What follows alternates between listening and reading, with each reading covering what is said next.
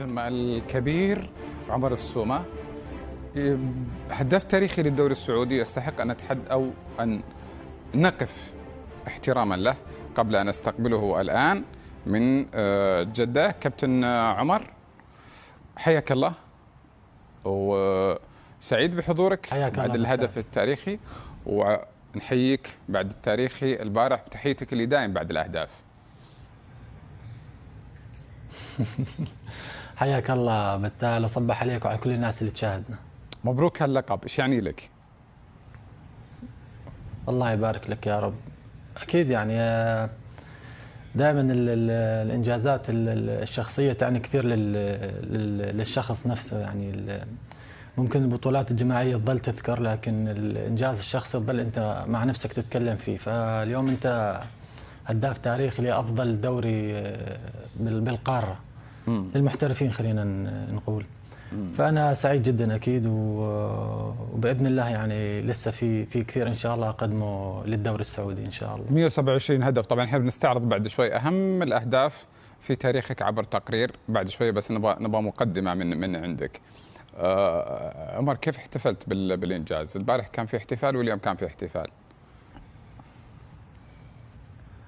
والله امبارح الشباب اصحابي واخواني واولاد عمي كانوا محتفلين فيني وعملوا لي مفاجاه بالشاليه.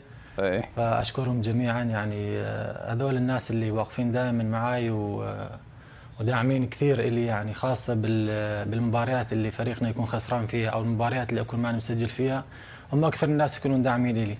واليوم كان دور العائله، الوالده وزوجتي يعني والاهل كلهم كانوا محتفلين فيني. كمان اشكرهم، يعني لهم دور كبير يعني بالعامل الايجابي والدعم الكبير، خاصه بالبيت ودعوات الوالده والوالد، الله يطول بعمرهم ويخلينا اياهم. امين. والدينا والد المشاهدين كلهم. بنشوف التقرير مفصلي يعني عن الاهداف المفصليه في تاريخ عمر السومة في ال 127 فرحه التي صنعتها للاهلاويين. بعد ذلك برجع اسولف معك على الذكريات. نتحدث عندما نستعرض أرقام عمر السومة عن فقط أهدافه في الدوري السعودي، عنده أهداف أيضا في مختلف البطولات السعودية الأخرى وبقميص الأهلي. عمر، تتذكر اللحظة التي دخلت فيها الملعب بشعار الأهلي أول يوم؟ حدثني عن هواجسك في تلك اللحظة. احنا اليوم ترى حلقة ذكريات، ما حسألك عن قرارات، ما حسألك عن شيء، كلها ذكريات اليوم. تفضل. بس حاب اشكركم على التقرير، ما شاء الله جايبين تفاصيل جدا دقيقه. كانت اول مباراه لي مع الاهلي رسميه، كانت ضد نادي الحزم كاس ولي العهد. فانتهت 1-0، سجلنا هدف يمكن الدقيقه 94 سجله صالح العمري. بعد المباراه هاي يعني جتني ضغوط كبيره كثير، يعني الجماهير، يعني ما سجلت اول مباراه لي وضد نادي كان الحزم كان درجه ثانيه، فانضغطت كثير بهذه المباراة.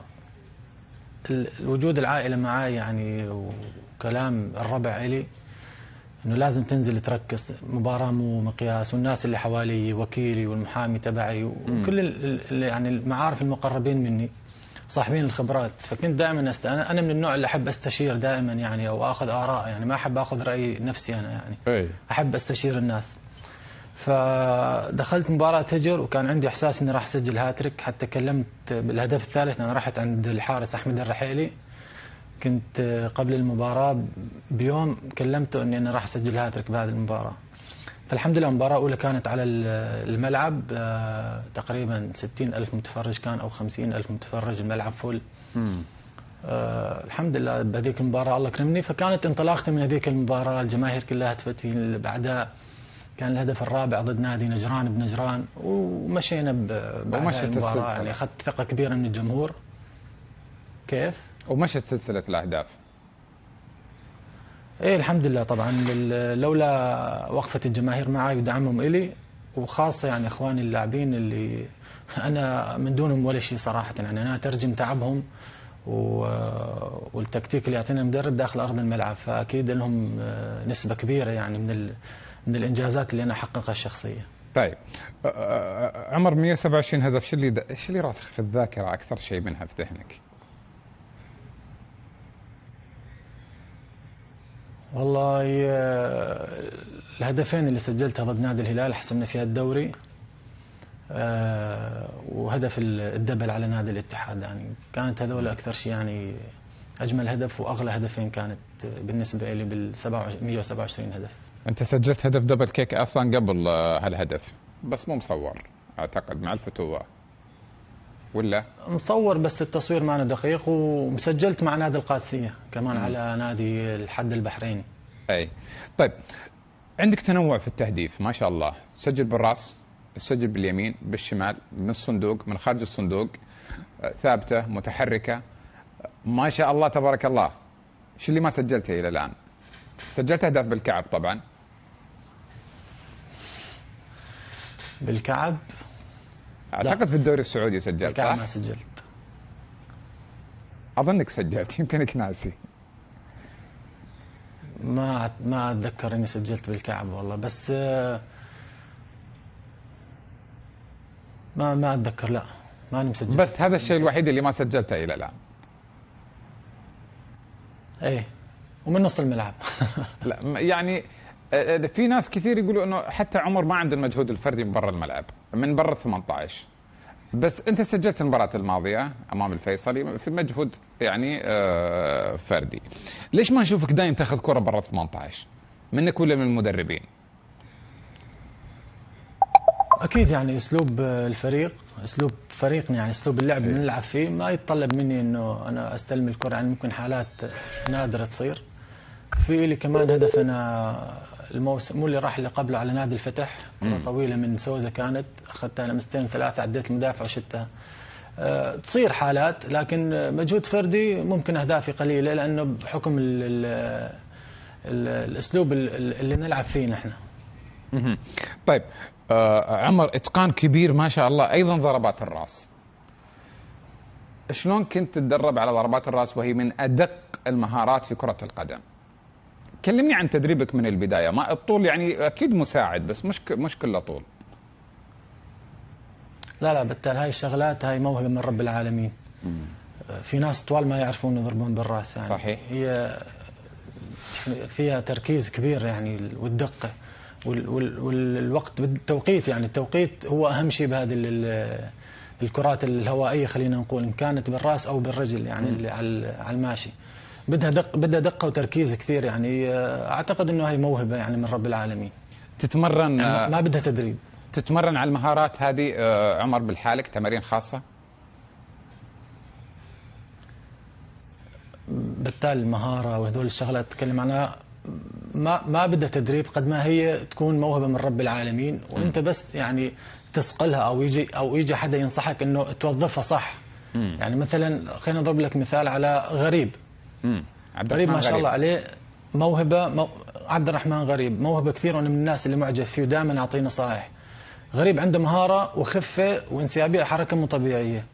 فدائما يعني اختار الاماكن الغلط اللي يستخدم فيها مهارته. فانا دائما اتكلم مع غريب انه غريب انت ما شاء الله عليك عندك موهبه وعندك مهاره وعندك سرعه وخفه، قادر تعدي من اي مدافع تواجهه، لكن اختار الوقت المناسب واختار النقاط بالملعب المناسبه. فنفس هذه الامور. يعني مثلا انا احب اشوت، فانا في مدرب الكابتن هشام خلف الله يذكره بالخير، قد هي تكون موهبة ما تكون يعني تدريب. يعني ما في شيء. يعني كرة القدم هي لعبة جماعية ولعبة يعني تقدر تقول يعني فيها مواهب من رب العالمين، يعني ما في لاعب يشبه الثاني.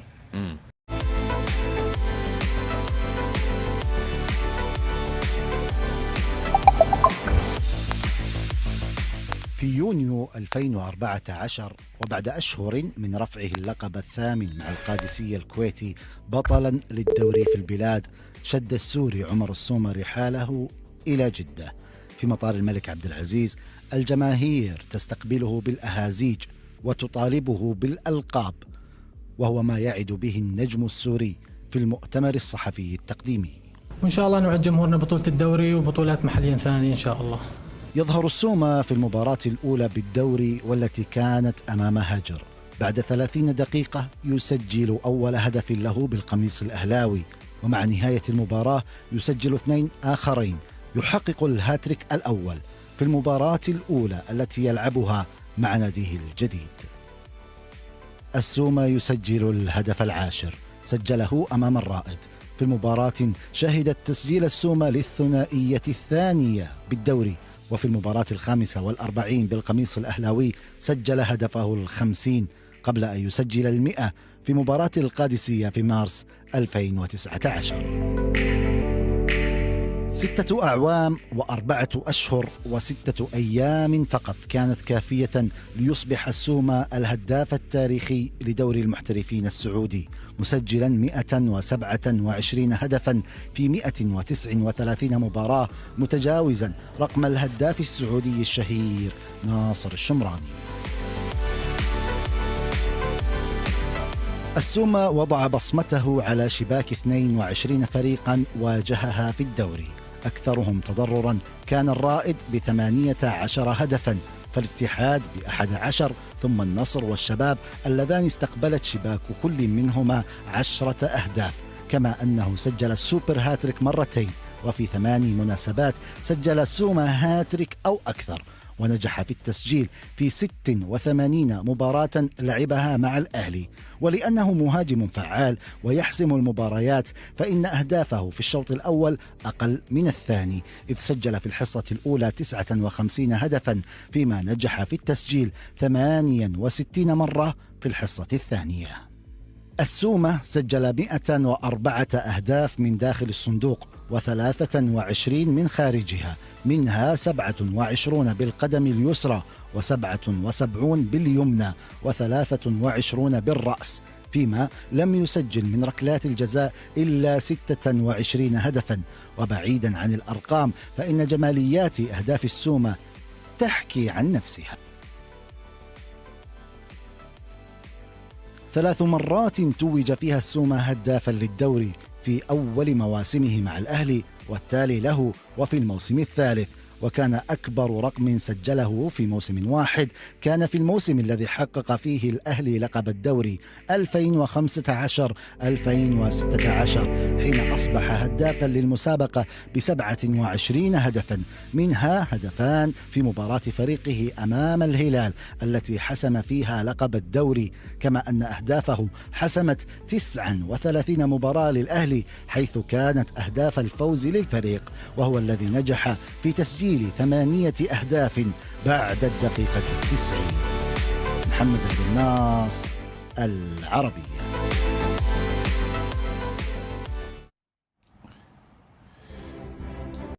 من أفضل واحد لعبت فيه مع الأهلي من يوم جيت من 7 سنين؟ كان يفهمك الأهلي؟ أي. تيسير، سلمان، بصاص. على الإطلاق أجاوب عنك. بدر مطوع أظن، صح؟ بدر مطوع بالقادسية. أي أنا أتكلم على الإطلاق. حياتي الرياضية كلها بدر. أي. لا بدر يدلعك. يدلع المهاجم، صح. بدر. شو الميزة بدر عن الآخرين؟ يعني أنا بدر جيت نادي موهبة. بدر ما شاء الله عليه. يعني أنا جيت النادي القادسية عمري 21 سنة، ما عندي خبرة ولا عندي أي شيء، حتى منتخب ما كنت لعبان. فكان فواز الحساوي الله يذكره بالخير غامر بصراحة يعني، وكان يراهن علي، وجابني على نادي يعني أكبر وأقوى نادي بالكويت مع احترامي للأندية الثانية. فأنا جيت نادي القادسية يعني مع نجوم كبار كانوا يمكن 14 لاعب منتخب الكويت. صحيح. كانوا فيهم. فجيت كان المهاجم أحمد عجب، سعود المجميد، حمد العنيزي، بدر المطوع. فأنا وين والشباب وين يعني؟ حتى أنا بأول سنة اللي كنت احتياط. فبدر كان يعني بدر إذا تجيب لاعب فئات سنية مع بدر يسجل. فأنا كنت محظوظ بوجود بدر بهذيك الفترة. لعبت مع بدر 3 سنوات، صنع لي أهداف كثيرة يعني. كان يقول لك روح أنت وضميرك. طيب خليني بقول لك برضو أن صناع اللعب أنت معجب جدا بمرابط، تقول إنه مرابط أحتاج أوفراته. لا، مرابط أنا اللي أحبه فيه مرابط ما يفكر بالهدف نهائيا، ما يفكر بالتسجيل، خلاص عنده مهام لازم يعملها يعني. فهذا الأكثر شيء اللي أنا أحبه بمرابط يعني. مش الأوفرات اللي أنت تحتاجها. الأوفرات يعني مرابط يذكرني ببصاص، مصطفى بصاص لما كان يلعب معنا ما كان عنده فلسفة باللعب، خلاص 1-2 هذه كرة القدم اليوم، تأخر فيها جزء من الثانية انتهت الهجمة. طيب الآن معك أيضا في بدأت تنمو علاقة تفاهم واضحة بينك وبين الكابتن فتوحي في مباراة الأهلي الأخيرة، تكلمني عنها. والله يا إدريس، أول ما النادي الأهلي قرروا أن يجيبون أو صار في حديث أنا انبسطت كثير، يعني اللاعب لعبت ضده مباراتين أو 3 فشفته كيف يلعب، يعني هو كان يلعب بالنص فأنا كنت دائما أكون ورا، يعني لما يمسك الكرة أنا مهاجم مع المدافعين، فأول ما كان يمسك الكرة كنت دائما ألاحظ عليه كيف يعني أول قرار عنده المهاجم دائما، فانبسطت كثير لما النادي الأهلي جابه، وصراحة يعني في تفاهم كبير بيني وبين إدريس لاعب كبير، و أعتقد لازم قبل سنين كان يحترف بأندية كبار، لكن ما أعرف إيش ظروفه كانت، فالله يوفقنا إن شاء الله معه بإذن الله، وأنا متفائل كثير بوجوده. هذه المجموعة الحالية عمر قادر أنها تقود الأهلي البطولة زي 2016؟ نعم. شنقصكم؟ والله ما ينقصنا، يعني خلينا نتكلم بشفافية كثير، يعني مشان الجمهور، يعني اللي يسأل واللي دائما يعني أنا ما بدي أتكلم عن اللاعبين، يعني ممكن إحنا خط الدفاع اللي عندنا مميز، لكن إحنا نحتاج مدافع خبرة كبير، يعني لاعب يعني عنده خبرة كبيرة بالملاعب إنه يقود الفريق من وراء يعني. زين. طيب أنا هذا وجهة نظري، لأن هذا اللي نحتاجه. طيب أبغى أحكي معك عن تمارينك الخاصة. تابعنا كثير اللي يتابعونك على منصات السوشيال ميديا يشوفونك تتمرن لوحدك، هذه طبعا أسلوب يقوم به أكثر اللعيبة في العالم المميزين. نتكلم عن أنا قاعد أشوفك تتمرن من غير مدرب أساسا. صحيح من غير مدرب. هلا احنا في تمارين، يعني انا واخوي محمد عنده خبره كبيره بالجيم، يمكن صار له تقريبا 15 سنه يعني هو يلعب، لكن انا احتاج تمارين خاصه، يعني انا غير لاعب البناء الاجسام خلينا نقول.